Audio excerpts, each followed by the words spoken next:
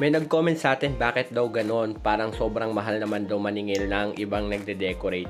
Ang mga comment ko lang po sa ganitong comment mga lods is hindi ko po nila lahat, pero sa ganito po kasi basta pinasok nyo yung pagiging event stylist or nagde-decor po kayo ng backdrop design, yung pong pagod na naggagawa niyan mga idol, yan po yung isa sa pinakamahirap namin ginagawa. Bukod dyan, yung design na ipapagawa ng client, lalo na kung hindi nyo kaya or hindi kaya na magde-decor, yan isa po yung challenge para sa amin para mas mapabuti pa po yung aming ginagawa.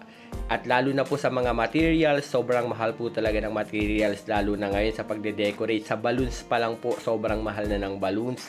Artificial flowers, sobrang mahal na.